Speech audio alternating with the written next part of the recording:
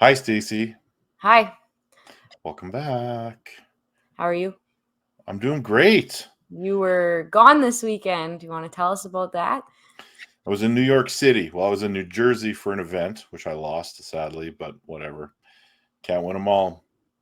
But we did some touring around of Times Square, New York City, took in a Broadway show, did the hop on, hop off bus tour, highlights the 9/11 memorial, which I have not seen in person since it opened. Wow. So I was there on the weekend of the 10th anniversary of 9/11 Oh, when they were opening the memorial. And now I am back. Last weekend, I went and saw it again. And I refused to take pictures of it because I just felt like that wouldn't be right. no. So I took it in the experience. I saw some stuff. Um, it's kind of deeply spiritual for me to visit that place and revisit some of the fire halls that I did back when I was there at the 10th anniversary for the World Police and Fire Games. Even the fire hall where they lost every single firefighter in 9/11. So it's imagine that. That's Anyway, that's very sobering. yeah. But that was the highlight. Also, seeing that the statue that used to sit between the World Trade Centers that was moved to Battery Park is now back closer to the World Trade Centers. Oh, And it was actually survived the towers collapsing. It did not look the same, but they kept it, and they kept it in the condition that it was, recovered in. wow. So that's some stuff. That's some deep stuff to start us off today. On a low note, Harry Potter and the Cursed Child was terrible. Worst Broadway, worst play I've ever seen. And I've seen a few. It was awful. However, it was not nearly as bad as walking around Times Square and it just being like if you ordered Las Vegas strip off of Wish. Wow. Yes. Well, while you were traveling, I was in a wedding party, and the highlight for me was McDonald's was the late lunch. That kind of sounds awesome. It was awesome. Obviously, the wedding was really good too, but nothing better than having some drinks and then all of a sudden McDonald's shows up. yeah, unexpectedly. Yeah. Crushing 2 cheeseburgers before you go home. Mm-hmm. That was highlight for me. And back to work this week. I have listing photos today, listing photos tomorrow. Busy, has not slowed down for me. So, 2 accepted offers yesterday, 1 listing coming up Friday, had a couple more inquiries, going to meet with clients today, and had a pool inspection today, a swimming pool inspection, which was a first for me. I've never sold a house with an in-ground pool, and thinking about that, the other realtor was even thought that was weird that I've been in the business for over 7 years. I've never sold a house with an in-ground pool. I've written on them, but nothing came of it. I've written on a few, actually. It's definitely challenging in the winter. So. Yeah, well, we can't see it, so. Yes. Today we have a very special guest, I think. We do. Who is it, Stacy? Mr. Ty Mitchell. He is part of Real Broker in Winnipeg, Manitoba, Canada.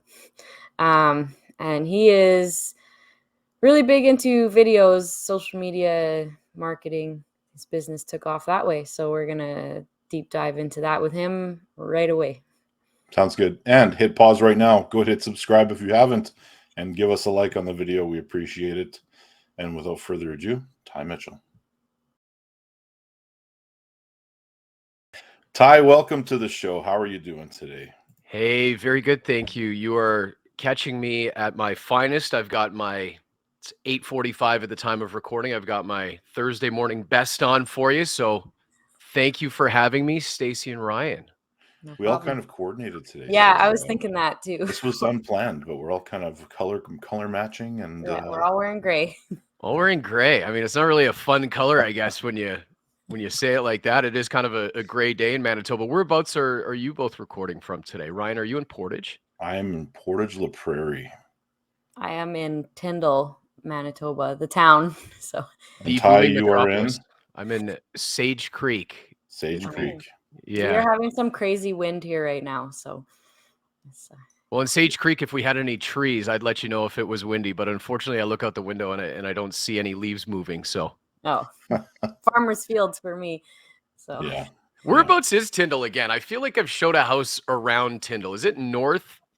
it's near Beausejour. So you pass it on your way to the White Shell. Yes. Yes. What brought you to Tyndall, Manitoba? I grew up 5 minutes from here. Okay. This is the Yeah. stomping grounds. Yes. Yeah. I didn't go far.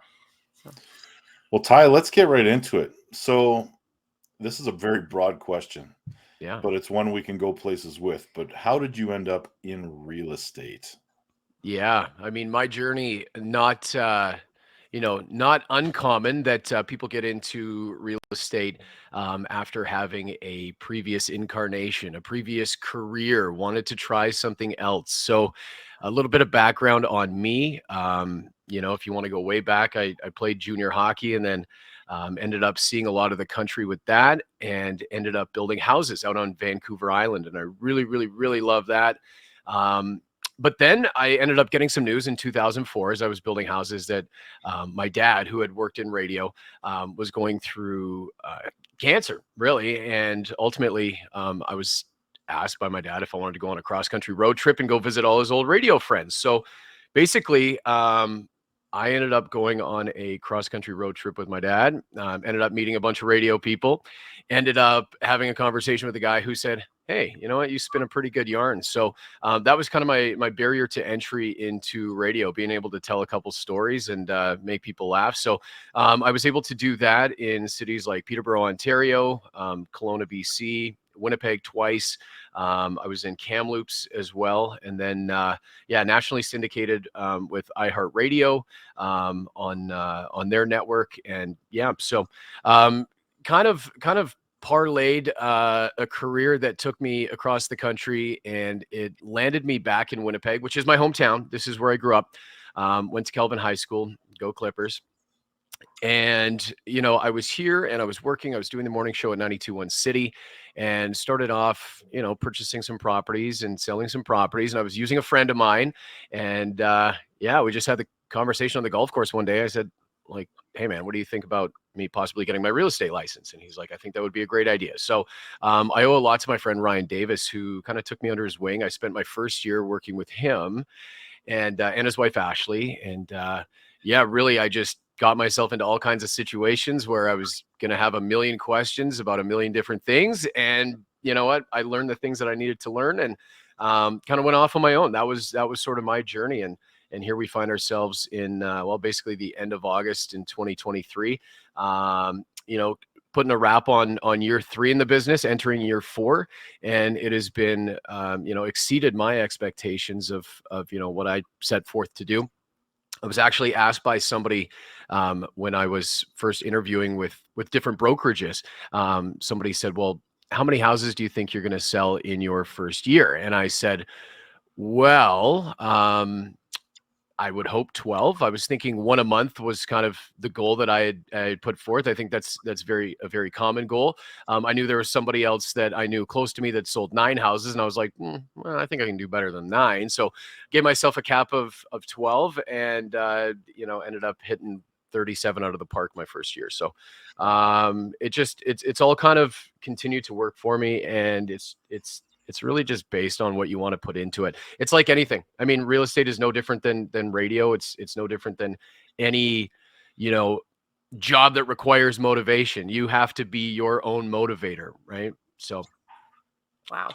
So you mentioned when you started out, you were working with somebody. Were you guys on a team or are you just that's unofficially right.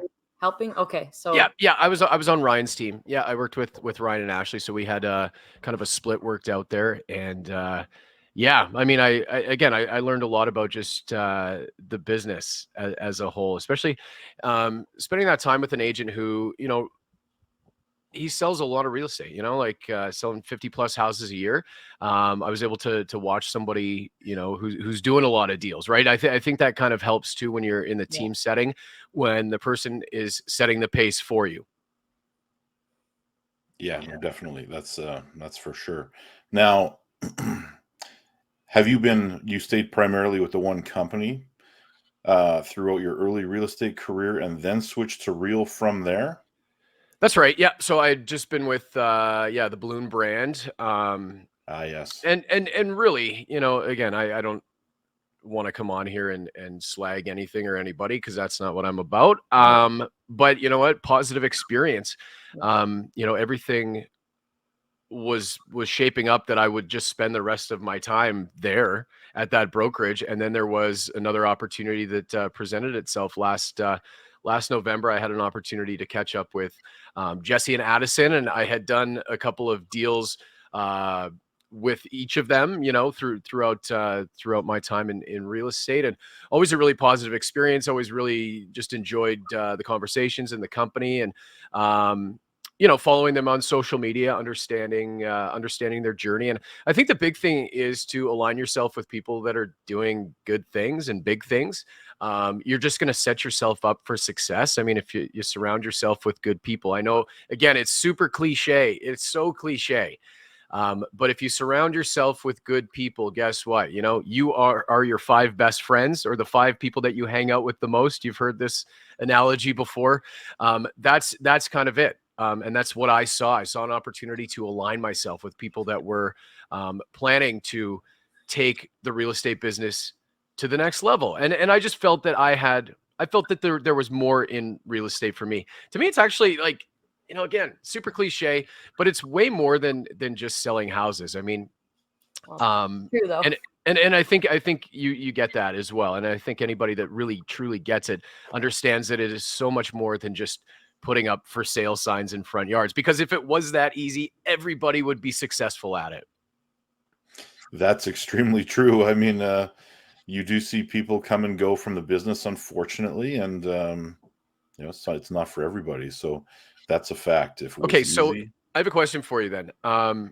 What's the shortest period of time you've ever known somebody to work in the business? Like somebody who has not truly gone all in and basically decided that, hey, after, X amount of time, they're deciding that, they can't make a go of it. This isn't for them. Yeah. Well, there for was a me, couple. Oh, go ahead, Ryan. yeah, I got one that this was actually previous to me becoming a real estate agent. Is I observed another company in town here where they had a couple of agents who they were advertising at the time that they would pay for your real estate training. So Okay. these people came in, they got their real estate training, and then they left the business within 6 months. Yeah. So maybe it was the fact that they had no skin in the game or no real investment into their development, Right. but they got their licenses and then they left pretty quickly. Yeah. I seen similar situation. The company I started with was at the time like the top brokerage in Winnipeg. They were advertising, and so it was a huge company, and people were just coming in their doors to work, and there was about 5 of us in the same like new agent training class, and I'd say out of the 5 of us, there's 2 of us left. So it was yeah, within 6 months. One of them was phoning me constantly too. How are you doing it? I can't figure this out. I'm failing. And just, I don't Yeah. know. My advice at that time was, because I was also figuring it out. So you just need to like get yourself out there and be involved in as much stuff as you possibly can. So Ty, what kind of advice do you give the people that are starting out and looking to not give up their real estate license? That's it. I mean, first of all, getting into it for the right reasons. If you're getting into it for the right reasons, you're going to find it a lot easier. So when you ask somebody their why, about why they got into real estate, you can find out, pretty quickly if they are or are going to be a successful agent, right? When you have that initial conversation with them, if somebody tells you that they just want to get rich, they're probably not going to work out to Smile. be a great agent. But hey, at the end of the day, as long as you do, you got to have goals, right? You got to set goals for yourself, and attainable goals, so that you can reach them. And then when you hit them, it gives you that positive affirmation that what you're doing and the processes that you've used to get to that point are working. So just, really advice for people, getting into it would simply be make sure that you have enough money to float yourself for 6 months. Hmm. You got to bank on not selling anything for your first 3 months. And then you got to bank on none of those houses paying out for another 3 months. And if you can successfully do that, then you're probably going to do okay. And I'll say one thing too. It helps if you have a little bit of a safety net, if you have a safety blanket, if you have come from another career that you've excelled at, right? And you've done well at, because then you're not desperate for the commission. You're not running around with commission breath, saying and doing things that aren't right, things that you wouldn't normally do, offering up discounts, undercutting the business, doing anything to get a deal. There are so many people that I come across. And that's buyers and sellers who say that they've had a negative experience with an agent. And guess what? Every time it was because they were desperate for the sale.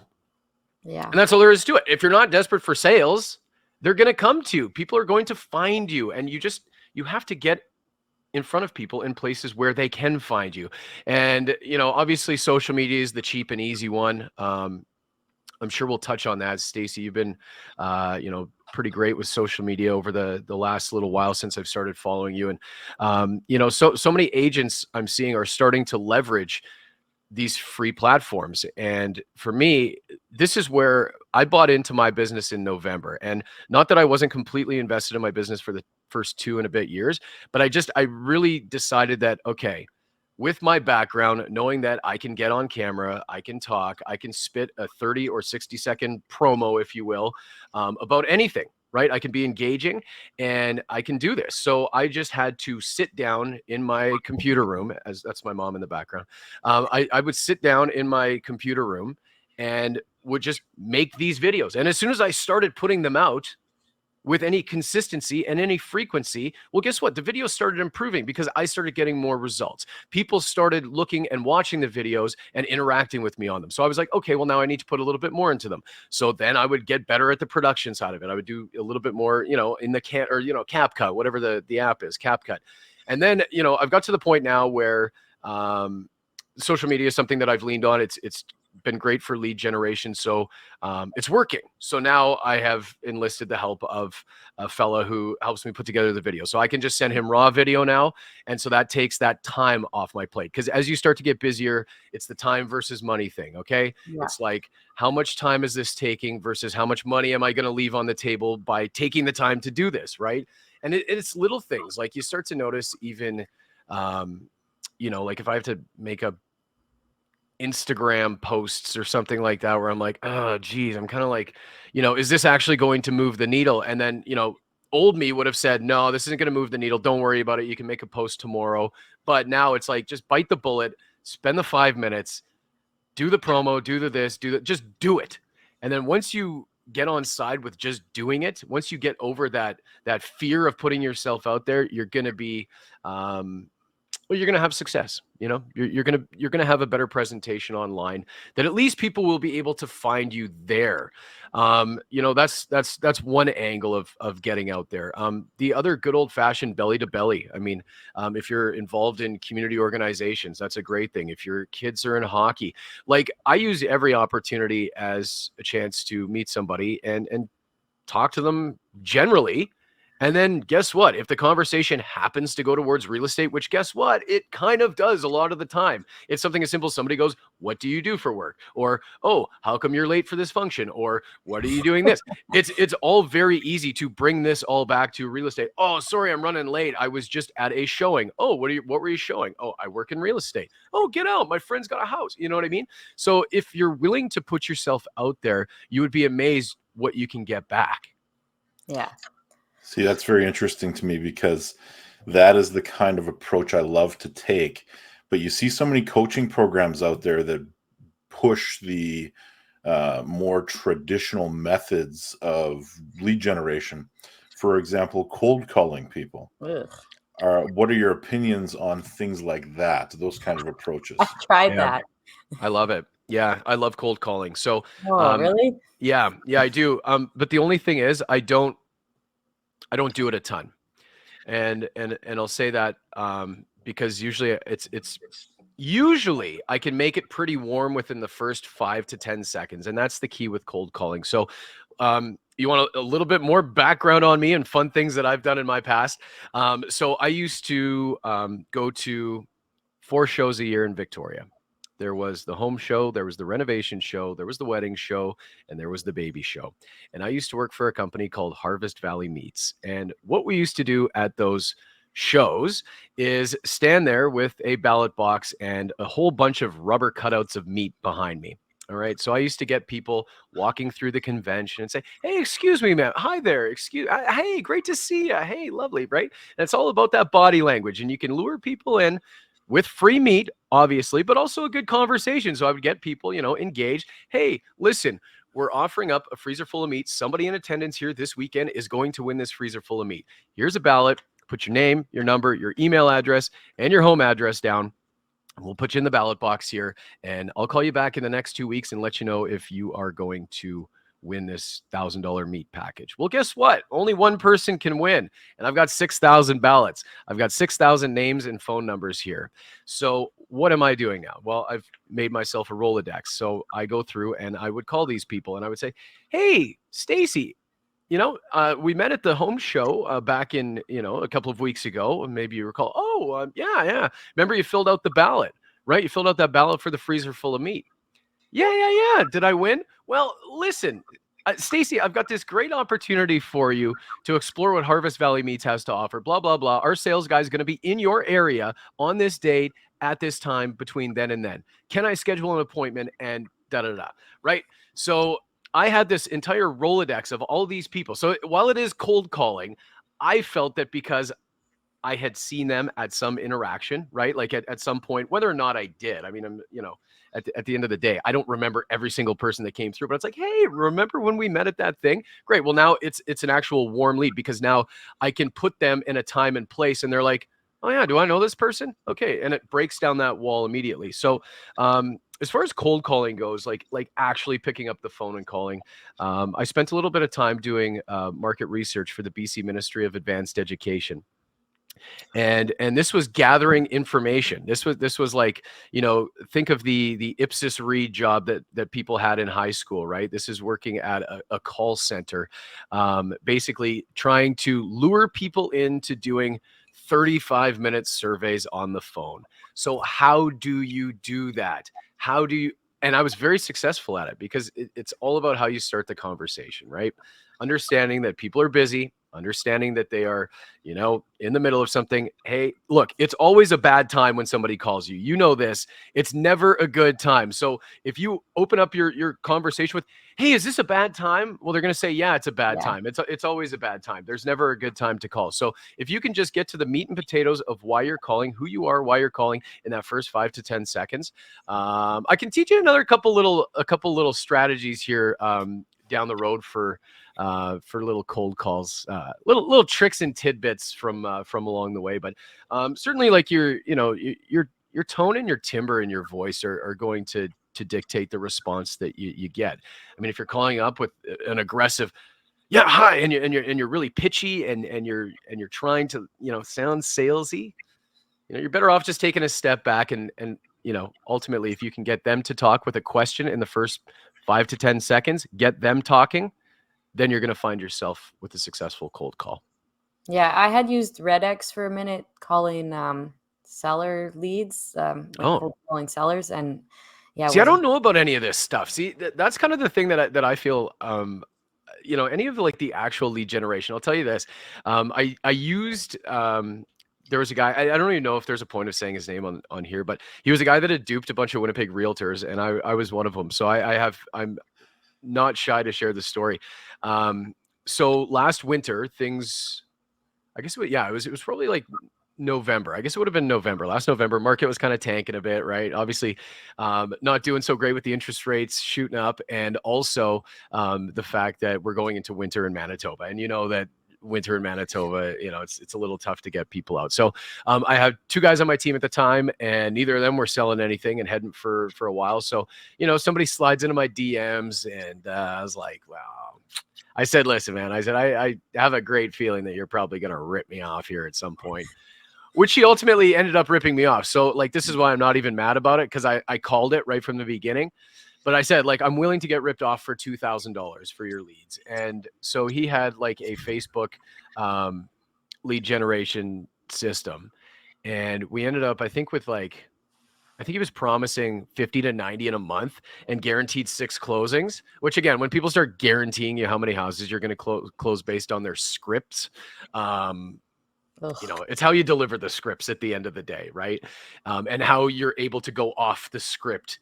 And now again, Tony Robbins is going to hate that, going off the script, but or Richard Robbins, is that his name? I don't know. Any of these things. I've never done any of the programs. And again, this could be another tool that I haven't unlocked yet. And you know, who knows where it would take me, but yeah, any of these lead generation, especially if they're sliding into your DMs, I would just be leery of. This guy provided nothing and ultimately ended up ghosting us, and it ended up, you know, turning into a couple calls to the RCMP and like a little bit of, it is a time waster, really. Luckily, the market was slow at the time, so I had time to waste. I went down to Manitoba courts, and you know, you send out the whole package, like the, you know, you're going to take somebody to small claims court over $2,000. It's going to cost you, you know, $5,000 to fight it, but you know, you might get a couple bucks back out of the whole ordeal. I recall that program because I think I watched a presentation. Oh yeah, and opted out of it. Mm-hmm. The Red X thing I did wasn't a scam. It was something that we had like a discount on through a previous company, but yeah, desperate times, but didn't really get much out of it. But I did learn how to talk to people a little better through that process. That's the main thing, right? Yeah, like, it's like just as long as you learn something from it. So yeah, take one thing from your day-to-day life and implement it into your business, and you'll probably be successful. If you're doing, you know, 5 to 10 things moving your business forward every day, and that could be, you know, your touch points, your leads, your follow-ups, whatever it is. If you're putting in the work, I promise you, you're gonna get it. You're gonna get it out. Like it's just it's a direct correlation between the amount of hours in a day that I spend on my business and the success that I have. Like I've got like, I don't know, I think 7 or 8 listings right now, like some really, really great listings that I worked hard for in like February and March and April, and now they come to fruition, right? Yeah, like seriously, I'm already looking. I just was getting a message from somebody that wants to take photos because I just made a video that was talking about, hey, if you want to sell your house in the wintertime, call me, let's get this shot now. Or even if you want to sell in April, let's get a leg up on the bloom not happening, right?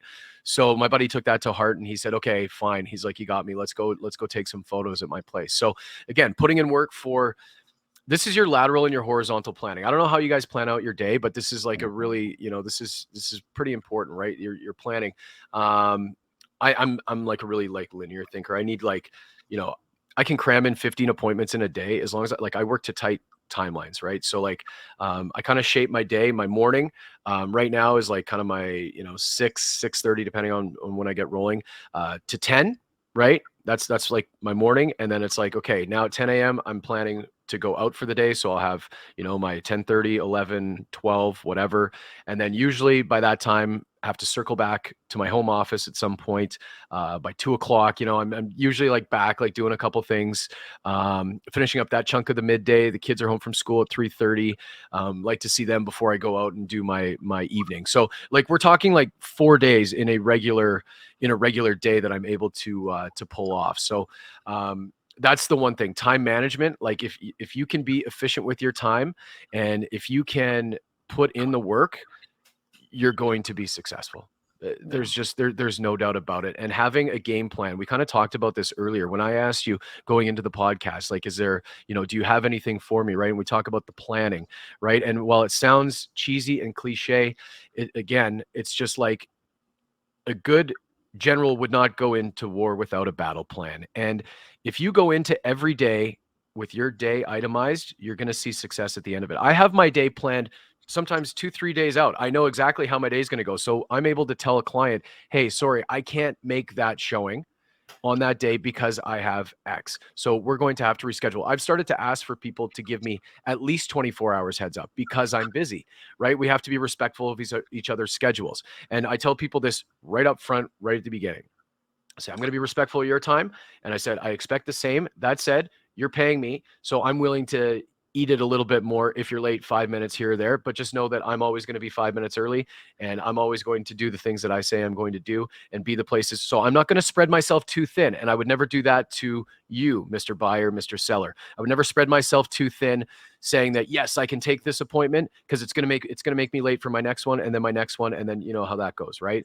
So, Yeah. so if you just go into things with like a crystal clear plan, and that was it for me. I mean, it was really, you know, my friend Andy Kloppenborg, he's a wicked agent, and he just does so much business. And I really learned that, like, okay, like there's like a full different level of agent. Like once you start getting into 100+ houses a year, right? 150 houses. I mean, that's like so much business, right? And those are the people that I want to learn from. Those are the people that I watch, because, like, you know, again, no disrespect to anybody not selling 100 houses, but I want to be in that club, or at least Yeah. close to, or at least feeling like, you know, I'm close to that club. You know, maybe you can get into that club with, you know, some higher ticket price sales, maybe not as much volume, right? That would be great. So you're not running around as much, but, you know, I see myself as somebody who is going to end up in that upper echelon. And so watching those people work, is how I'm going to get there. So, the one thing that Andy really shared with me, and I said, like, what was it for you that helped you take your business to the next level? And he just said, treating it like a business. That was the number one thing. Treat yourself like a business. And for me, like, it started with looking after myself a little bit better. Like, you know, I was coming from a 16-year career of, you know, kind of late nights, early mornings, a lot of gigs, you know, like club gigs, bar gigs, you know, random, you know, engagements, right? I wasn't very kind to myself. You know, I didn't, you know, I missed a lot of sleep, and I didn't miss a lot of parties, right? So even my first couple of years in real estate, where it was like, wow, it was just happening so fast. And I think anybody can probably relate to this, where, when you're starting out and things are going well and you're getting busy, all of a sudden you're like, wow, like, this is what I'm doing. So it's fun. Like, it's like this wild ride. You really like feel like you're on a ride. And then it was like last November, I was like, I have this opportunity to take my business to the next level. And that was after my conversation with Jesse and Addison, talking about moving things over to Real. This was things like getting the Tyler Mitchell Personal Real Estate Corporation, like incorporating myself. So now I am a business. Now I see that. Now it's like tangible, that like you are the business here. So you are the commodity. We need to look after you the best. So what is that? That's proper sleep, right? That's, I don't drink alcohol anymore. You know, just Exercise. no more late nights. It's like, it's all of these things that are the process behind the success, right? Like you're able to be successful because you're giving yourself the best chance every day to be successful. It's things like, you know, not doom scrolling on Twitter and getting locked into like stuff like that, or you know, just anything that's going to affect your mental health too. You got to protect that at all costs, because I mean, what's between these ears, that's what we work with. We don't work necessarily with our hands in real estate. We work with our minds, and you got to keep your mind sharp, and you got to keep your mind fresh. So it's having good conversations with other people and learning their processes, but also, learning about your own processes and what you need to survive and succeed. Excellent. I do have a question for you. Yeah. That kind of brings us back to Real Broker a little bit. Sure. What is your absolute most favorite thing that you have, well, about the company in general since you've joined? I'm just taking a second to think on that, because, well, there's a lot to take in on it. Like, I feel that, you know, specifically about Real, I feel a bit smarter. And I know that sounds like a really weird thing to say, but I feel a little bit smarter with every deal, with every transaction. I feel that, um, my previous incarnation had me just sending a pile of paperwork to a person in an office and just not understanding the process, really. And so I feel like now understanding a little bit more about conveyancing, paying a little bit more attention to the finer details that I now have to. I'm more in tune with my business. So I think that that's helped me succeed. I also think that the group itself, the organization, just, it feels like this is really it's not like a band of misfits by any stretch. You know what I mean? It's not like this rogue brokerage. It's like a bunch of really talented and successful agents that decided that they wanted something different and wanted to keep more money in their jeans and wanted to streamline their business. Like there, and again, there are some more names to drop. Like some really big agents have been having the conversations, and that excites me. Like the people that are involved with this, the people that are seeing sort of the behind the scenes stuff, it's exciting. And I didn't really, I don't know. I don't know if I ever thought of excitement as being part of my job, but I definitely do love the fact that every couple of weeks we can get together at a bar Italia or, another common area and just have 5 to 10 to 20 people all get together, put the businesses aside, put the deal that fell apart aside, put the, whatever, because sometimes you got to get hard nosed in negotiations, and you do, and say things that that maybe don't represent your true person, but that of your sellers or buyers in that particular instance. And hey, we're all just people at the end of the day. And in a lot of cases, I find a lot of really good people. There are a lot of good people in real estate that are actually doing it for the right reasons and here to help people. And I'm one of them. And I'm glad that we found a group. We found our people, and everybody gets together. And last week at Bar I, we're chatting and sharing ideas. And like Jamie Swales making me feel good about my social media videos, which like I'm super critical of my own stuff. Like I think I hate it. I honestly, go watch them. It is what it is. But I think we're always critics of our own work. But Jamie was like, hey, he's like, I want to applaud you for being on it and putting it out there and putting yourself out there. And I was like, you know what? Honestly, dude, I kind of needed to hear that, because I was talking back and forth with my video editor earlier today, and like I got a couple of videos in the bank that like I just don't want to post right now because like they're kind of, they're goofier, they're kind of fun, kind of like making fun of real estate, you know what I mean? But it's like the market's also kind of shit, and like in some cases, right, where it's like you've got sellers that are mad at you because their house isn't sold yet. And I'm like, here I am joking around online like it's like some funny thing, right? And I'm like, so it's this battle, right, where it's like, okay, you want to find a balance of your personality, but also the level of professionalism that some people are going to demand of you. And it's like, do they want the agent that is doing something funny and unique and outside the box, or but again, you can't run your business for other people. And that's the one thing that like this one, it's one particular case here, but I know they're not like super huge fans of social media, and they think it's ridiculous. So they've been on me about having the house in the Winnipeg Free Press. Caused me like a lot of headache over the last little bit. And I was like, I got to be honest, I didn't realize this, but my listings have not been in the Winnipeg Free Press for a very long time. And I've never had anybody say anything about that. So it's just this difference in understanding, I think. And it's an educational thing where, I'm trying to educate these, these aren't consumers, these are sellers, but trying to educate them that like the model has changed, like I don't have any tangible data to show you how many people are going to read past this tiny little square in the free press. But what I do have is that 46,000 impressions were made on this reel that I posted about your house. So, Yeah. so it's just that challenge, right? Where I would weight most of my marketing.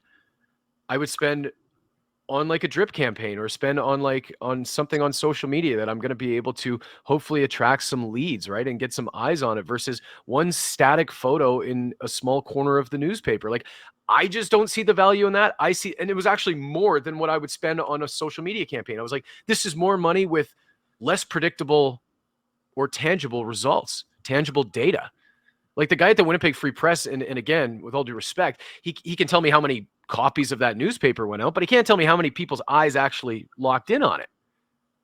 Right? Of course not. Yeah, and I've run into this in the past too. It's just a different. People think it's been the way that it's been since they grew up in the, times previous, and things have changed. Yeah, change is hard for people. It is, and it's also, I guess this is part of the job, right? This is why we command the commissions, right? Because we have to do our best to be patient and educate these people. That said, selling your house is serious business, and like if you're not on side with all options here, as far as marketing your property goes, then you're probably not that keen to sell your house. Yeah, Yes. that's right. Speaking of selling houses, I Yeah. have listing photos in like 10 minutes, so we're gonna have to wrap this up. Oh yeah, well hey, you know what? That's Um, that's it right there. So that's an A activity, right? Yeah. So when you're planning your day, your A, B, and your C activities, right? Your A Yeah. activity is something that's a non-negotiable. You can't miss that. That's moving the needle. That's bringing you business. Those listing photos are going to make you money in the next 2 weeks. So yeah, you got to go. Hopefully. But yeah, well, we'll finish off with our 4 fun questions, and then Yeah. we'll run from there. So take it away, Ryan. What's your favorite movie of all time? Oh man, Mr. Deeds. It's not even like you don't even have to I didn't have to think about that. I'll tell you something. So Mr. Deeds, the Adam Sandler classic from the early 2000s. I don't know why I love that movie so much, but Mr. Deeds, Longfellow Deeds, is a good guy. He is a good guy, and I love that about him. So yeah, that's like hands down my favorite movie of all time. I still watch it a couple times a year, and my friends still make fun of me that it's the only movie I watch. So Nice. What is your favorite thing to do when you are not doing real estate? oh man, see that's the thing. When real estate becomes your life, it's like you're always kind of doing it. But I mean, I've got kids. I've got 2 young kids. We were able to sneak away for the weekend to Victoria. So love to travel. Yeah, traveling and reconnecting with all my friends from incarnations of my previous life. Going coast to coast, up and down the dial. I've got friends all over the place, so it's always nice to go and reconnect. So definitely love traveling. We have a cabin. I don't spend a ton of time at it. I think I've come to this harsh realization that I'm not the outdoors guy that I thought I was. So, yeah, I don't spend it. You know what it is? I just don't like doing the yard work. I don't like climbing up and pruning trees and getting up on roofs. And I did enough of that like I feel at almost 40 years old that it's time to pay people to go up on ladders and do those tasks. And to be honest, I'm also kind of cheap. So I haven't paid anybody to go up on the ladder at the cottage. So I just haven't gone to sweep all the needles off the roof. They're just sitting there waiting for the snow to fly, and I'll deal with it next year, just like I said last year. Yeah, like I play beer league hockey. That's about the extent of it. But yeah, there's a lot of work woven into my day every day. So we'll call that fun too. Nice. What book has had the most influence on you? Good question. I'll say the War of Art, not the Art of War, the War of Art. I'd have to Google it really quickly. I don't know who wrote it, but It's all good. We can look it up. it was a book that my friend gave me, and it basically, I probably alluded to it earlier on in our conversation here, but we all have something within us, and we have this terrible thing called procrastination, right? And we all have this fear of doing things and going for it, and it's just there's something in the pit of your stomach that you just have to get past. And this book basically is like, pretty easy read, big fonts, you can get through it in a day. But it totally changed my perspective on life, honestly. And I know that sounds weird after, reading a book, but I was like, yeah, boy, I am scared to do those things. Oh, I don't like doing that. That is outside my comfort zone. And then it's just a matter of waking yourself up and giving yourself a slap and say, wait, I can do this. It's possible. I can do anything. Yeah, we've got a different book answer from pretty much everybody, so that's interesting. What's the most unique book answer that somebody's given? Because I don't picture a ton of real estate agents reading. I think we're like a lot of agents that I know are like very like squirrely, in a good way. But like, it's like, oh, I can't sit down for long enough to keep focused on reading a book. That's why I use audiobooks and I listen while I'm driving. So, definitely too squirrely. I don't know if we've had like a unique one, but everybody's just got a different book that has influenced them. And a lot of them are business, personal growth business books. Yeah. But, hardest question of the day. Okay. The single best piece of advice you've ever been given. Treat yourself, but watch yourself. Yeah, treat yourself, but watch yourself. That's not the best piece of advice, but definitely a solid piece of advice, right? My dad also told me, like, don't trip, stupid. That was a piece of advice that I got on graduation day. That was actually pretty decent advice, because I didn't trip. Yeah, like, man, I don't know. Let's just go full cliche here. Let's start with a cliche and end it with one. Work hard, be kind. I mean, really, when you yeah, it's right behind you. So, like, if you can just wrap your head around that motto, you'll probably do really well in life and in business, right? Because seriously, that's what it takes. It takes hard work. Nothing's going to be easy. Nothing is guaranteed. That person does not owe you a sale. That person does not have to buy that house. You know what I mean? You're there to facilitate it, and at the end of the day, I consider myself lucky when somebody chooses me to do a transaction. So that means that I have to work my hardest for them, and working hard and, well, staying true to yourself and being a good person will go a long way. Do the things you say you're going to do, and do them when you say you're going to do them. And that'll be a solid piece of advice that I can give to somebody else going forward. Nice. Ty, that's it for today. That's all we got for you. Great. But we thank you so much for joining us today, and look forward to seeing you in the future. I'm sure we're going to run into you next week. Yeah, I Thank look you forward so to it. much. Yeah, look forward to seeing you in person. And yeah, if you ever need somebody to come on and ramble for 42 minutes at a time, I'm your guy.